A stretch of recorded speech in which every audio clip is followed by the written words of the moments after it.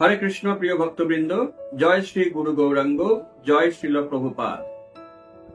আমরা সবাই জানি যে একাদশী ব্রত ভক্তির সাথে পালন করতে হয়, কিন্তু কেউ যদি কোন রকম ভক্তি ছাড়া, শ্রদ্ধা ছাড়া, এমনকি ইচ্ছা ছাড়াও অনিচ্ছাকৃতভাবে পালন করে, তার ফলাফল কি হয়?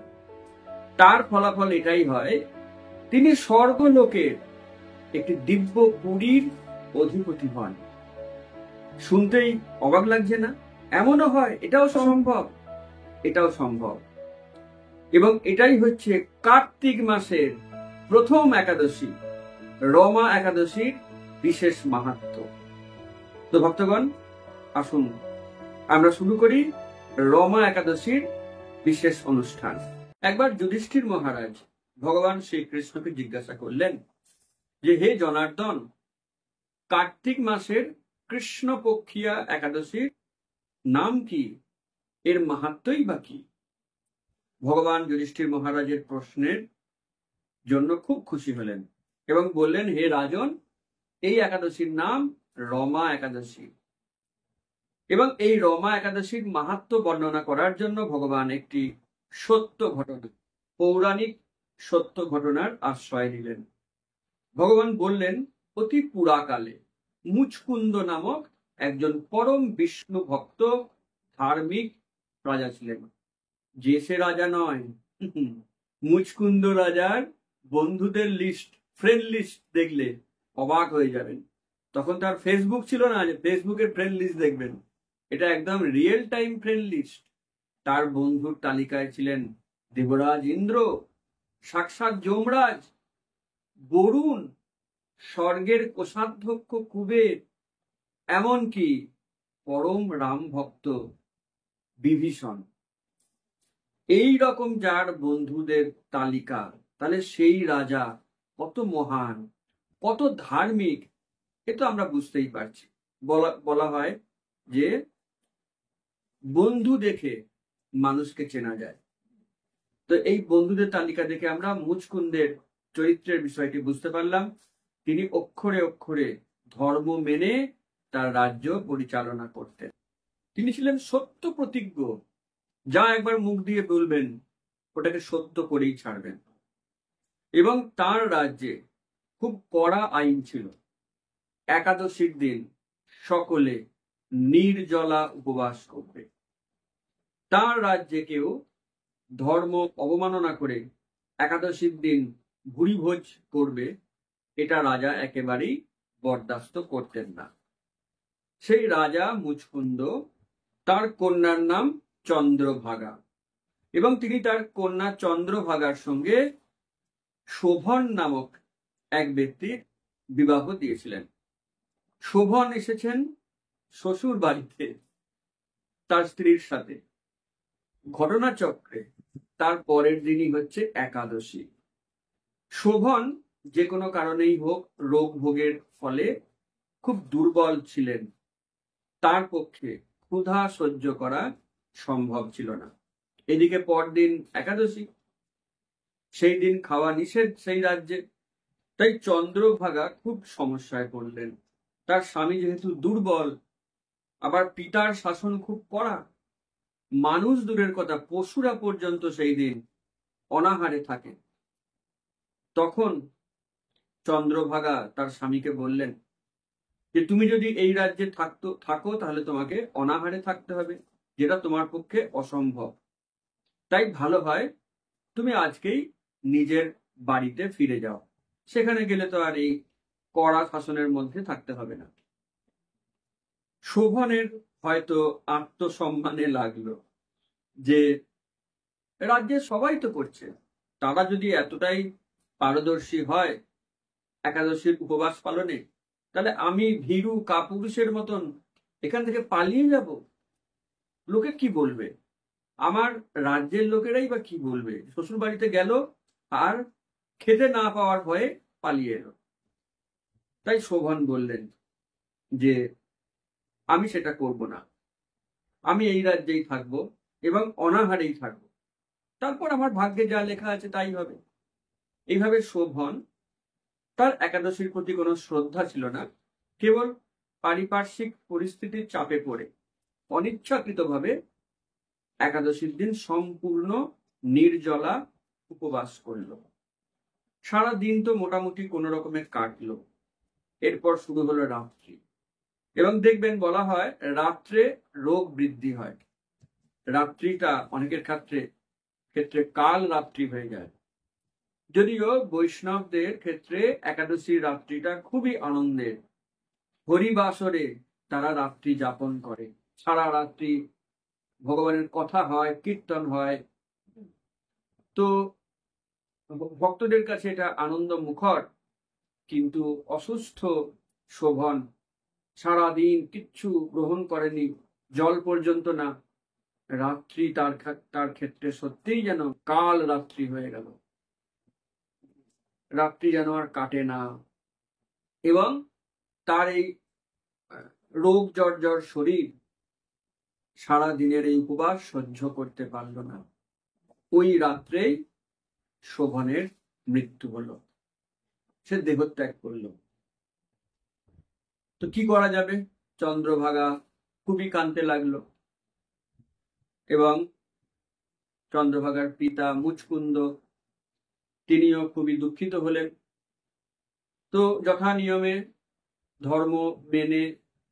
ধর্মের বিধান মেনে শোভনের পারলৌকিক ক্রিয়া সম্পন্ন হলো।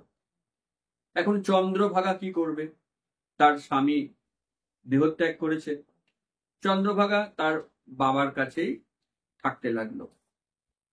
এদিকে সেই মুচকুন্দের রাজ্যেরই একজন ব্রাহ্মণ, সেই ব্রাহ্মণ এতটাই তেজ সম্পন্ন, শক্তি সম্পন্ন, যে সশরীরে তিনি অন্যান্য লোকেও যেতে পারতেন। যেমন আমরা দেখেছি দুর্বাসা মুনি, তিনি এমনকি বৈকুণ্ঠ লোকেও যেতে পারতেন। তো সাধনার দ্বারা, তপস্যার দ্বারা এগুলি অর্জন করা যায়। সেই সোম শর্মা বিভিন্ন লোকে ঘুরে বেড়ান। তিনি ঘুরতে ঘুরতে মন্দরাচল পর্বতের শিখরে এক পুরীতে গিয়ে উপস্থিত হলেন। অপূর্ব সুন্দর একটি দেবপুরী, বিভিন্ন রত্ন খচিত সেই প্রাসাদ এবং স্ফটিকের তৈরি রাজ সিংহাসন। সেই সিংহাসনে এক ব্যক্তি বসে রয়েছেন। সোম শর্মা দূর থেকে দেখেও যেন তাকে চিনতে পারলেন। একটু কাছে এগিয়ে গেলেন, এখন পরিষ্কার বুঝতে পারলেন এই ব্যক্তিটি আর কেউ নয়, তিনি তার রাজা মুচকুন্দের জামাতা শোভন, যিনি কিছুকাল আগে দেহত্যাগ করেছেন। ব্রাহ্মণ অবাক হয়ে দেখলেন শোভন একজন স্বর্গলোকের রাজার মতন সেই অপূর্ব অতি মূল্যবান সিংহাসনে বসে আছেন। অপ্সরাগণ তাকে পূজা করছেন, গন্ধর্বগণ তাকে আনন্দ দেওয়ার জন্য নানা রকমের গান গাইছেন, কেউ নৃত্য করছে।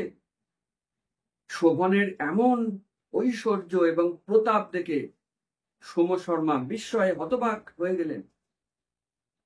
তিনি যখন কাছে এগিয়ে এসে শোভনকে নিজের পরিচয় দিলেন, শোভন খুব খুশি হলেন, এবং শোভন প্রত্যেকের কুশল সংবাদ জানতে চাইলেন। চন্দ্রভাগা কেমন আছে, রাজা মুচকুন্দ কেমন আছেন, পরিবারের সকলে কেমন আছেন। সোম শর্মা সকলের কুশল সংবাদ দিলেন। তারপর তিনি জিজ্ঞেস করলেন, হে শোভন, এই সুন্দর স্বর্গের দেবপুরী আপনি কেমন করে ফেলেন? এত ঐশ্বর্যের মালিক কেমন করে ফেলেন? তখন শোভন হেসে বললেন, হে ব্রাহ্মণ, আমি একবার রমা একাদশী ব্রত পালন করেছিলাম। আমার কোনো শ্রদ্ধা ছিল না, আমি ইচ্ছা করেও যে পালন করেছি তা নয়, নিতান্ত চাপে পড়ে। আর সেই দিনকে অনাহারে থাকার ফলেই রাত্রে আমার মৃত্যু হয়। কিন্তু ওই যে আমি একাদশীর দিন উপবাস ব্রত করেছিলাম, তার প্রভাবে আমি মৃত্যুর পর এই স্বর্গের দেবপুরী প্রাপ্ত হই। এবং শোভন বললেন, হে ব্রাহ্মণ, আমি বুঝতে পেরেছি কার্তিক মাসের এই রমা একাদশী ব্রত শ্রেষ্ঠ, তাই সকলের এই ব্রতটি নিষ্ঠার সঙ্গে পালন করা উচিত, তাহলে তারা আমার থেকেও অনেক বেশি ফল প্রাপ্ত হবে। এবং হে ব্রাহ্মণ, আপনি যখন ফিরে যাবেন তখন আমার পত্নী চন্দ্রভাগাকে আমার কুশল সংবাদ জানাবেন, সে নিশ্চয়ই আমার জন্য খুব কান্নাকাটি করে, তো তাকে এটা বলবেন, তাহলে সে খুশি হবে। তো সোম শর্মা বলেন, অবশ্যই বলবো, আপনি না বললেও বলতাম, এত বড় সংবাদ, এটা কি চেপে রাখা যায়? অতএব সোম শর্মা ফিরে এলেন এবং রাজা মুচকুন্দের কাছে এসে রাজাকে এবং রাজকন্যা চন্দ্রভাগাকে সমস্ত ঘটনা বললেন। বললেন, আগুনের মতন দীপ্তিময় এই দেবপুরী, সেই দেবপুরীতে শোভন যেন একেবারে দেবতাদের রাজার মতন দ্যুতিময় হয়ে বসে রয়েছেন। এগুলি শুনে চন্দ্রভাগার দু চোখ থেকে অশ্রুপাত হতে লাগলো। এই অশ্রু আনন্দের অশ্রু, তার মুখ, তার চোখ আনন্দে ভরে উঠল। সে বলল, যেন স্বপ্ন সম আমি শুনছি, আমার স্বামী এরকম ঐশ্বর্য প্রাপ্ত হয়েছেন। তখন সোম শর্মা বললেন, একটাই সমস্যা, তার ওই পুরীটা স্থির নয়, অস্থির, এটাকে স্থির করার ব্যবস্থা করতে হবে। চন্দ্রভাগা বললেন, হে ব্রাহ্মণ, আপনি কি আমাকে সেখানে নিয়ে যেতে পারবেন? তাহলে আমি আমার এই একাদশী ব্রত প্রভাবে তার পুরীকে অবশ্যই স্থির করতে পারবো। ব্রাহ্মণ বললেন, কেন নয়, তুমি তো আমারও কন্যা সমান, আমি অবশ্যই তোমাকে সেই দেবপুরীতে নিয়ে যাব। তবে দেবপুরীতে তো সবাই যেতে পারে না, তার জন্য অনেক তপস্যা করতে হয়। তো তারা বামদেবের আশ্রমে এলেন, ঋষি বামদেবকে সব কথা বললেন। ঋষির কৃপায় চন্দ্রভাগা এমন এক দিব্য শরীর লাভ করলো যাতে সে সেই দেবপুরীতে যাওয়ার যোগ্যতা প্রাপ্ত হয়। এবং সোম শর্মা সেই চন্দ্রভাগাকে তার দিব্য শরীরকে পাওয়ার পর তিনি তাকে নিয়ে গেলেন সেই বিশেষ পুরীতে, যেখানে শোভন রয়েছেন। শোভন চন্দ্রভাগাকে দেখে অত্যন্ত আনন্দিত হলো। একে অপরকে দীর্ঘ সময় কেবল দেখেই যাচ্ছে, তারা কখনো ভাবেনি আর কোনোদিন একে অপরের সঙ্গে সাক্ষাৎ হবে। এবং চন্দ্রভাগা বললেন, হে স্বামী, আপনার এই পুরীটা স্থির নয়, এর জন্য আপনি খুব চিন্তিত, কিন্তু চিন্তা করার কোনো কারণ নেই। আমি বিগত 8 বছর ধরে আমার পিতার আলয়ে থেকে সমস্ত একাদশী নিষ্ঠার সঙ্গে পালন করেছি। সেই একাদশীর ব্রত প্রভাবে আমি আপনার এই পুরীকে স্থির করে দেব।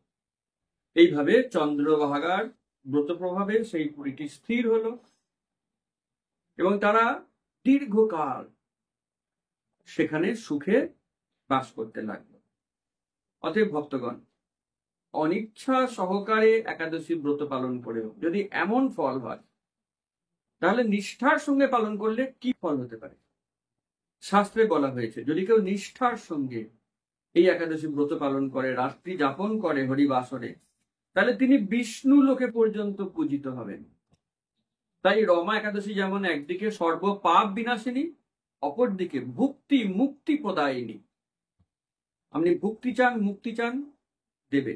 তবে কৃষ্ণ ভক্তরা তারা ভুক্তিও চায় না, মুক্তিও চায় না, তারা ভক্তি চায়। অতএব এটি অবশ্যই ভক্তি প্রদায়িনীও বটে। অতএব ভক্তগণ, আমরা সকলে নিষ্ঠার সঙ্গে এই রমা একাদশী ব্রত পালন করব, কার্তিক মাসে প্রথম একাদশী। এবং এখন আমরা পারণের সময় দিয়ে দিচ্ছি। একাদশীর পরের দিন নির্দিষ্ট সময়সীমার মধ্যে যে সকল দানা শস্য একাদশীর দিন খাওয়া যায় না, সেই দানা শস্যের প্রসাদ গ্রহণ করে তারা পালন করে। তো আপনি দেখে নিন আপনার বাড়ির কাছাকাছি কোন জায়গার পালনের সময় দেওয়া রয়েছে, আপনি সেই সময়টি ফলো করবেন এবং এর মাধ্যমেই আপনার একাদশী ব্রত সমাপ্ত হবে।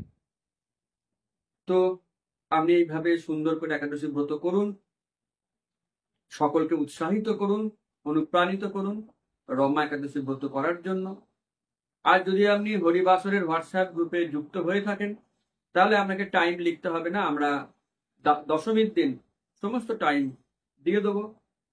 যারা এখনো হরিবাসরে যুক্ত হননি, এই নিচের নাম্বারে মিসড কল দিয়ে অথবা হোয়াটসঅ্যাপ করে আপনি যুক্ত হতে পারেন। তাহলে আপনি সমস্ত রকম ব্রত, সমস্ত রকমের শাস্ত্র কথা শুনতে পারবেন স্পিরিচুয়াল গাইডেন্স পাবেন এবং সম্পূর্ণ বিনামূল্যে বিভিন্ন কোর্স করতে পারবেন। তো ভক্তগণ, আপনাদেরকে অনেক ধন্যবাদ পুরো ভিডিও মন দিয়ে শোনার জন্য। অবশ্যই ভালো লাগলে কমেন্ট করে জানাবেন কেমন লাগলো, লাইক করবেন, চ্যানেলটি সাবস্ক্রাইব করবেন, সকলকে শেয়ার করবেন। হরে কৃষ্ণ।